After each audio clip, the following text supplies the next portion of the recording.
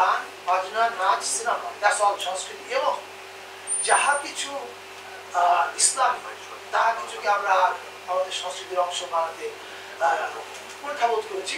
কিছু মানুষ সেগুলো পরিবর্তন করার চেষ্টা করেছিল, তাদের মধ্যে আমরা আমাদের মধ্যে করে ছোট ছোট কাজ করেছি। আমি আমার টেলিভিশন ছবি বন্ধ করেছি। জামিল ভাই আপনার যদি অনেকে মনে থাকবে 92 সালে 93 সালে বোধহয় বিষাদ সিন্ধুর মতো কাজ করেছি। ওই সময় মঞ্চে ইসলামী নির্ধারণাকরণে জামিল ভাইকে জামাত শিবির বলা হয়েছিল।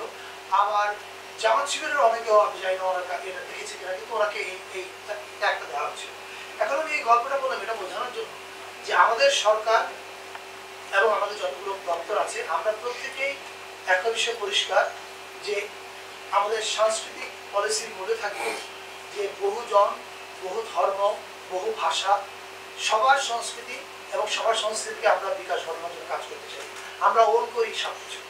সো এখন আমরা আমাদের সেবা আপনাকে বলবো অন দ্যাট নোট আমরা একটু আমরা 7টা প্রায়োরিটি প্রজেক্ট যেটা বলছি এটা হচ্ছে আমাদের যে নিয়মিত কার্যক্রম তার বাইরে সরকারের কিছু প্রায়োরিটি সেট করা আছে কিছু কর্মসূচির কারণে।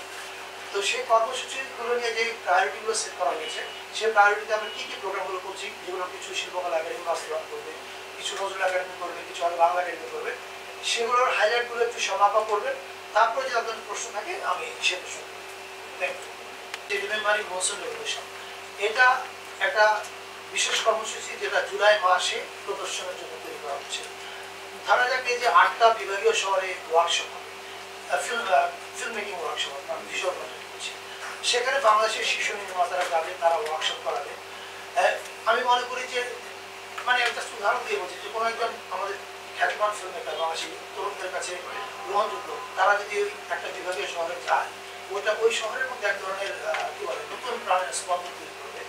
এবং ওই ওয়ার্কশপ থেকে আমরা একটা 40 মিনিটের শর্ট ফিল্ম পাবো বা যেটাকে ভিজুয়াল কন্টেন্ট করা হচ্ছে। এর বাইরে একটা থিয়েটার প্রোডাকশন যেটা তৈরি করা হবে, এটা নিয়েও আলাপ আলোচনা শুরু করবে সেগুলো। আর নজরুলের গান নিয়ে যেটা এটাও জুলাইতে রিলিজ করা হবে, একটা রক অ্যালবাম করা হবে অ্যাকচুয়ালি। মানে আপনারা যদি খেয়াল করে দেখবেন যে রবীন্দ্রনাথের গান এখনকার প্রজন্মের কাছে পৌঁছানোর পিছনে কিন্তু অর্ণবের ওই অ্যালবামটার একটা বিশাল ভূমিকা ছিল। নজরুলের গানের ক্ষেত্রে আমি মনে করি যে এই ভূমিকাটা এখন পর্যন্ত মিসিং আছে। শিমুল ভাই এই বিষয়ে কাজ করছেন অলরেডি।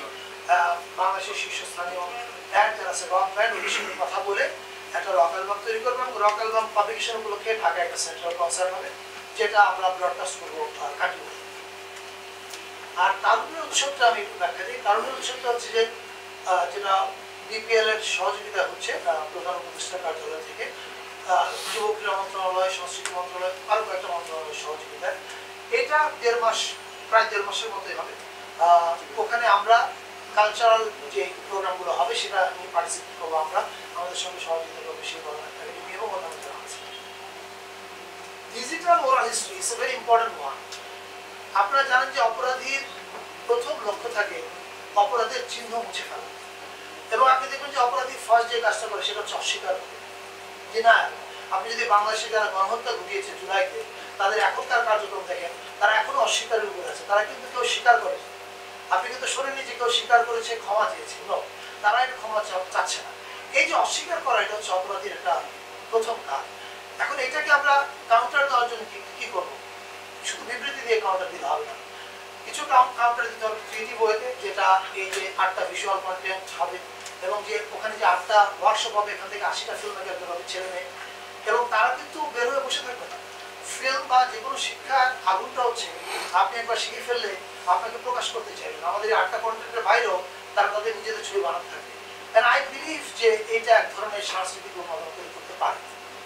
এখন এই ক্রিয়েটিভ কাজগুলো হবে, এই ভিজুয়াল কন্টেন্ট হবে, থিয়েটার প্রোডাকশন হচ্ছে 8টা, রক অ্যালবাম হচ্ছে, কনসার্ট হচ্ছে, কিন্তু ক্রিয়েটিভ কাজের বাইরেও একটা বড় কাজ বোধহয় হচ্ছে আর্কাইভ করা এই জুলাই আন্দোলনে যারা শহীদ হয়েছে তাদের ফ্যামিলির কথাগুলো আর্কাইভ করা, তাদের পরিবারের তার অ্যাকাউন্টটা আমাদের বিবেচনায় আমাদের সংরক্ষণ করা, এটা খুব গুরুত্বপূর্ণ কাজ। এছাড়া যারা আহত হয়েছে অথবা যারা এই আন্দোলনে অংশ নিয়েছেন অথবা যারা এক্সপিরিয়েন্স করেছেন কি ঘটেছে, আমরা সবাইকে আহ্বান জানাবো, প্লিজ টেক ইউর মোবাইল, আপনার মোবাইল নিয়ে ফ্রন্ট ক্যামেরাতে আপনি আপনার অ্যাকাউন্টটা বলেন, আপনার অভিজ্ঞতা বলেন, আপনি কিসের ভিতর দিয়ে গেছেন। কারণ আমরা সবাই জানি জুলাইয়ের 36 দিনে বাংলাদেশ কিসের উপর দিয়ে গেছে। এই এই ইতিহাসটা ডিজিটাল ওনার মোবাইলে পাঠানোর পরে আমরা এটা নিয়ে একটা কয়েকটা ইনস্টলেশন আর্ট এক্সিবিশন করবো with their video and audio. পাশাপাশি আমরা এটা